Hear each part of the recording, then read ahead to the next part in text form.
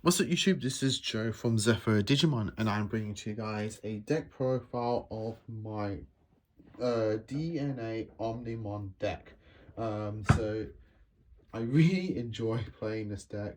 I play it more as of a casual deck, but you can, if you put enough time and effort, and maybe if you have the right build, this is a very strong contender for any locals environment, and maybe even a regionals.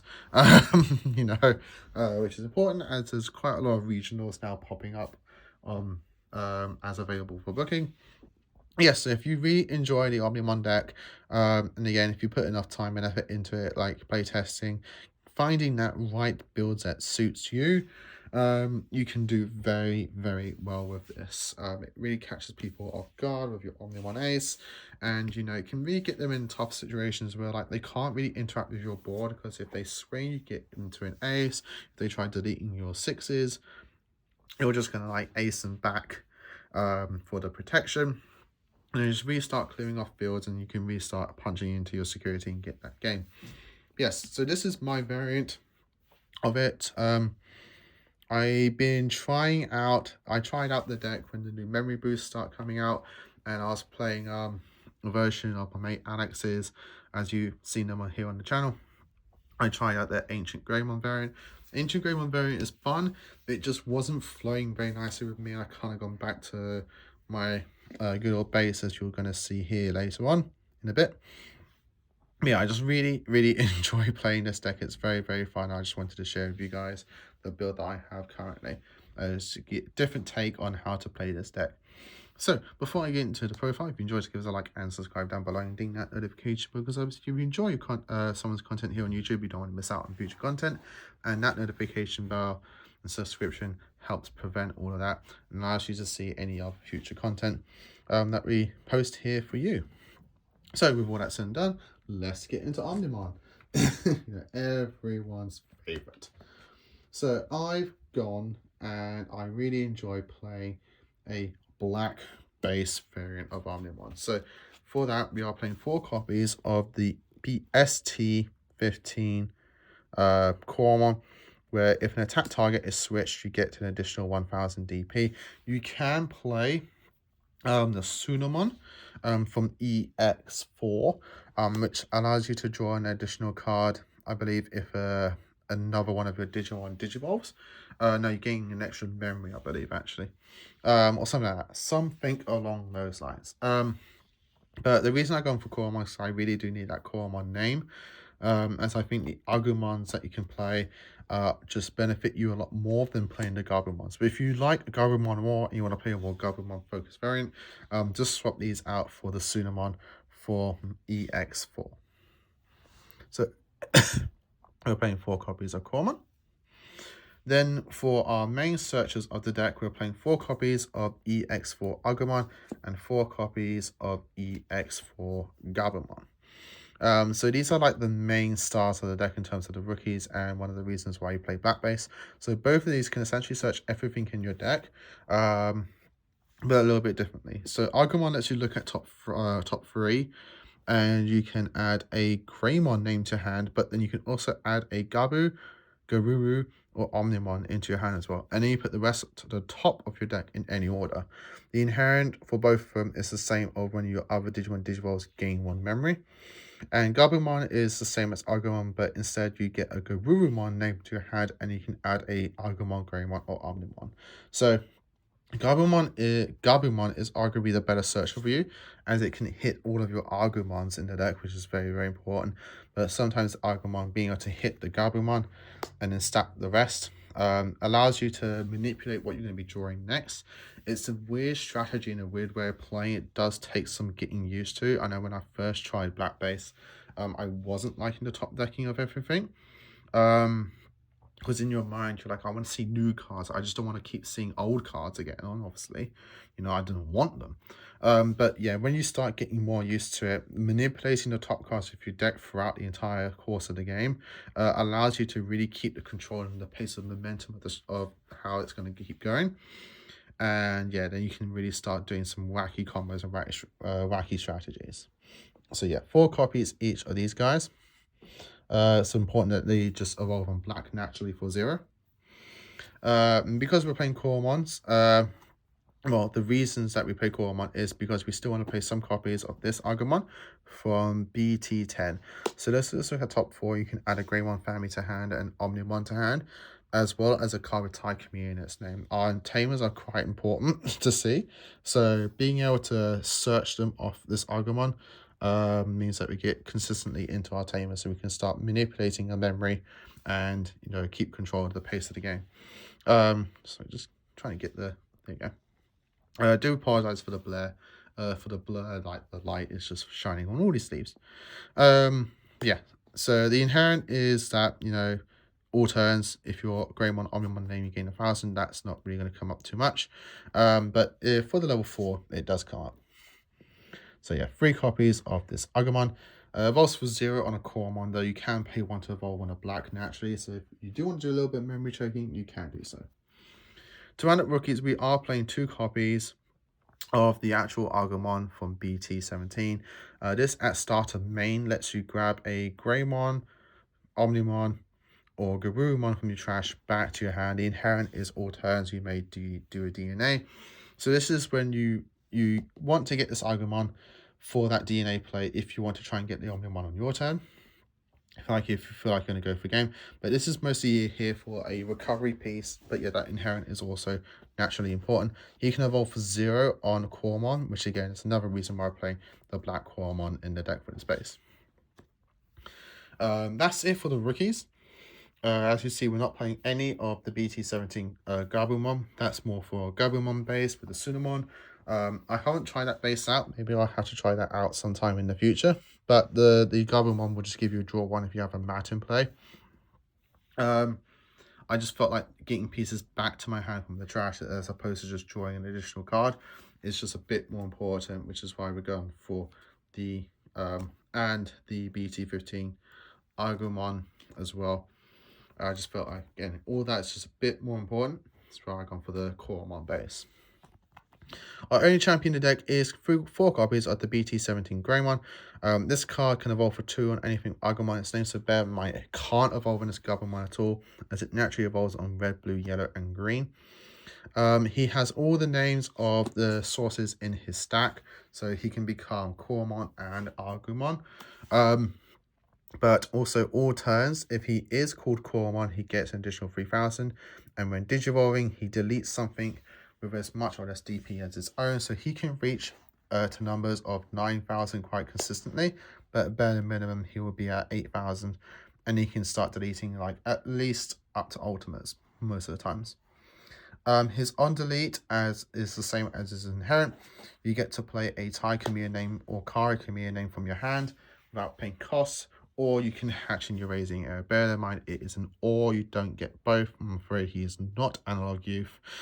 So, yeah, they learned their lesson. Yeah, so 4 copies of that Greymon. He is a secret rare, so I guess just play as many copies as you can get your hands on. You don't need to play 4 copies. There's times where I kind of decide I want to drop him down to 3 and just fit some extra spacing in. He is the most flexible card in the deck. If you can't afford this at all, just play the right Tai and Kari from the same set. You get the same. You don't get the deletes, but you will get the free tamer, and you do get the additional draw. So you can like get your forecast down for much cheaper, and you do get a little bit of consistency. That's what I would possibly replace this with. Or you can play the Greymon that on Digiball plays a tie. You can play that as well. So either one of those can substitute for that Greymon if you're on a budget. So our main styles of the show are 4 copies of the BT17 War Greymon, as well as 4 copies of BT17 Metal Garurumon. Both of these evolve off their family names for free memory. But what you're going to be doing is that you're going to be hard slamming these for cheap. So both of them have the ability where if you have a tie or mat in play, this is what calls for mat, this calls for tie, you can reduce their play cost by 3. And on play, you get 1 or 2 effects. So they both allow a Agumon or Gabumon, this is for Gabu, this is for Agu, to warp into the corresponding Mega for free. Or Wargreymon gets to delete something 8,000 less, and Metal Garurumon gets to stun a Tamer or Digimon from suspending to the end of their turn. The inherence of Wargreymon is that if you're called Omnimon, you get to trash the security when attacking. Metal Garurumon lets you unsuspend. So both these are very important. You need to see these as much as possible, and you're going to be hard slamming them and then warping the corresponding rookie to the corresponding Mega. Because we do need to really see the Wargreymon and Metal Garurumon name, I'm playing 1 copy each of the BT14 and BT15 Wargreymon and Metal Garurumon. They can both warp on their corresponding rookies for 4 memory, so long as your opponent has a Digimon with 10,000 DP or more. Wargreymon is a when Digivolving, he gains Raid for the turn, and then he can attack, and when attacking, if you're a Tamer, he gains Step +1 in Piercing. Metal Garurumon has Evade, and a when Digivolving effect of if your opponent has one of your opponent's Digimon or Tamers can't suspend until the end of their turn, and all turns with this Digimon becomes suspended, you may unsuspend it once per turn. So this gets a double swing, but 2 different swings, and this gets 2 swings in one go. So more aggressive, but more defensive and control. But we do play 1 each of these so that we have 5 Wargreymons and 5 Metal Garurumons. That's very important for our 4 copies of Omnimon Ace. So Omnimon Ace can on play for 9 memory, can evolve for 5 on a red and blue, but he has a DNA evolution of a Greymon name that's level 6 and a Garurumon name that's level 6. That's very important because if you are playing the ancient variants of ancient Greymon and ancient Garurumon, you can actually DNA with those into this as a standard DNA evolution. But to blast DNA, you do need to have a Wargreymon name and a Metal Garurumon name. So bear in mind, because he doesn't specify color for any of his DNAs, you can use any colors. So if they start doing purple hybrid shenanigans, turning one of these into like green, thinking, ah, haha, I got you, Omnimon doesn't care. He checks for names at all times. So as long as you're still called a Greymon or a Garurumon, you can blast DNA with this. So on play and when Digivolving, if DNA, choose one of your opponent's Digimon and return all of the Digimon at the same level to the bottom of the deck. Then you get to delete one of their Digimon. He has Raid and Blocker, so he's both offensive and defensive. Wipes boards, swings off, gets 2 checks, and gets to unsuspend, which is absolutely crazy. So he can get 3 checks in on his own, which is absolutely great. Because we have same reasoning, we have 5 of each. We want to have 5 ways to DNA thanks to our option card that you'll see later on. So we are playing 1 copy of the Omnimon Alter S. So he takes colors for his DNA. So if they do turn one of these into a separate color, you know, I'm afraid you can't DNA into this guy. But when Digivolving, delete one of your opponent's Digimon with 8,000 DP or less, and then return one of their opponent's level 6 or higher Digimon to the bottom of their owner's deck. All turns when this card will leave the battle area, other than by 1 effect, you can play Blitz, Greymon, and Crest Garurumon. So I'm afraid you're not going to be able to get that effect. So you're only going to get the delete something 8,000 and then delete, return a level 6 or higher to the bottom of the deck. So it's just an extra Omnimon name that you can DNA if you're missing out on the Omnimon Ace. So yeah, we play 1 copy of the Alter S. And to round up our level 7s, we're playing 1 copy of the Omnimon Alter B. This is our game finisher. When attacking, you get with Digivolving, you get to Digivolve free one of your opponent's Digimon. Then choose any number of your opponent's Digimon so that their play costs are total 6, and then delete them. But then by attacking, you may trash up to 3 level 6 or higher Digimon from this Digimon's evolution cards. And then among your opponent's Digimon or Tamers, delete 1 of the lowest play costs for each card trash. If you trash 3, you can trash the top 2 cards of your opponent's security stack. So this is your game finisher.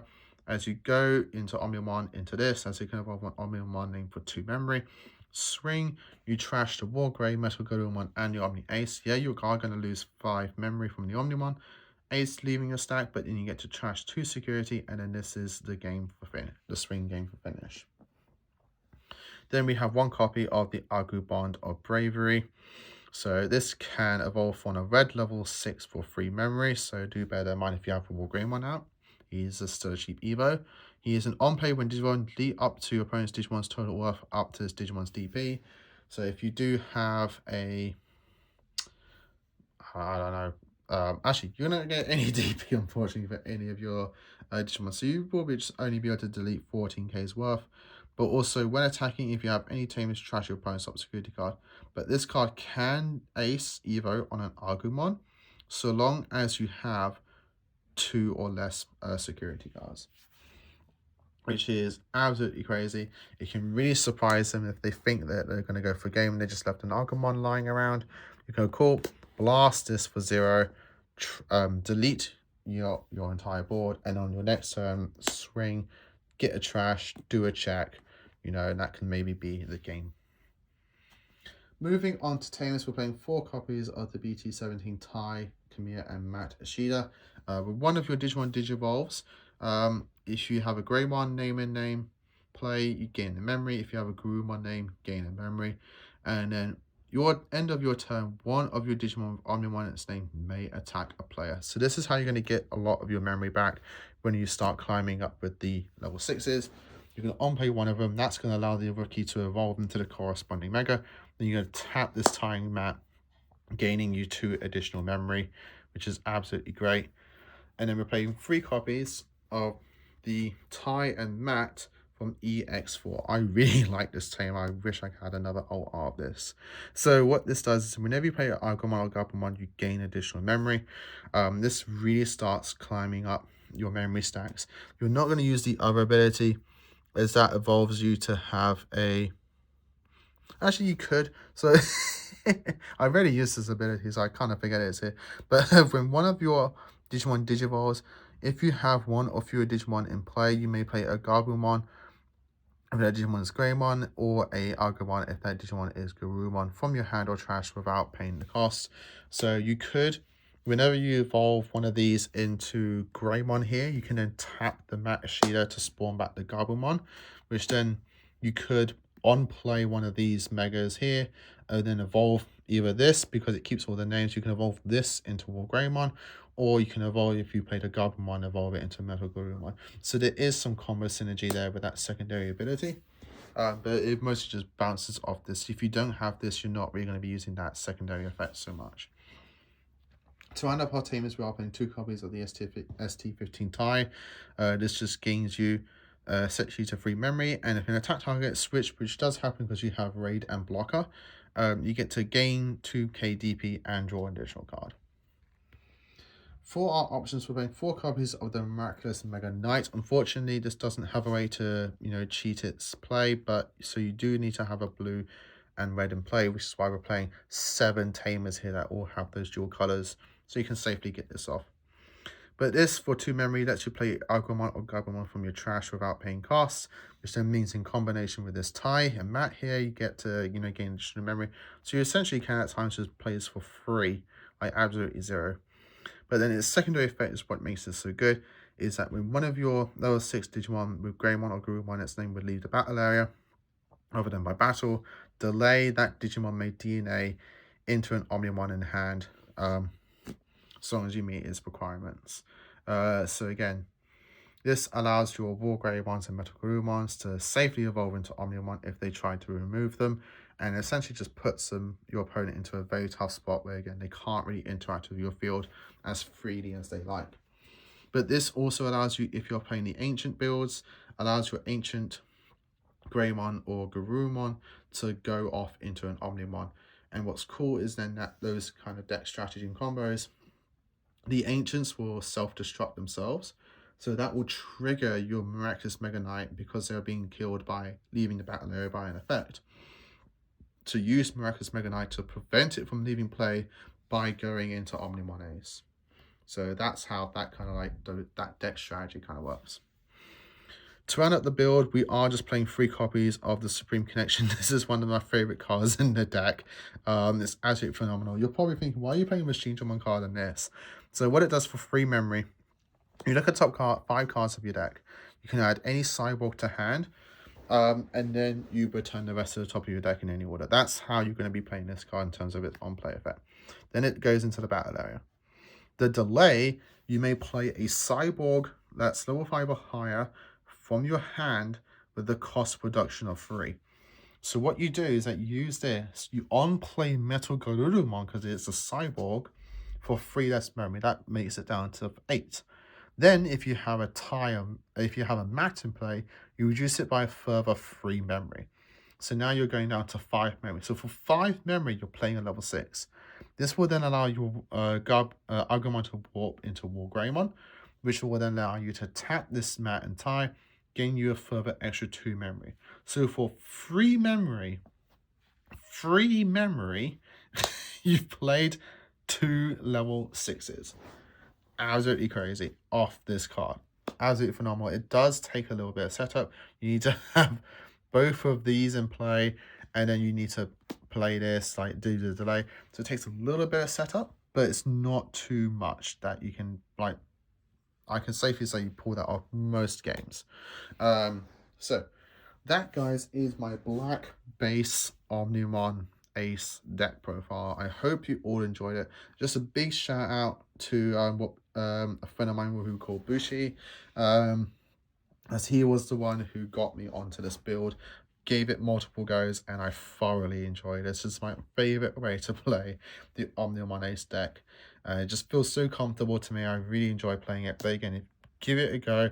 It does take a little bit of time, a little bit of practice, just because of the top decking strategy of the deck. But once you get a hang of it, once you get into the swing of it, you'll just really enjoy playing it.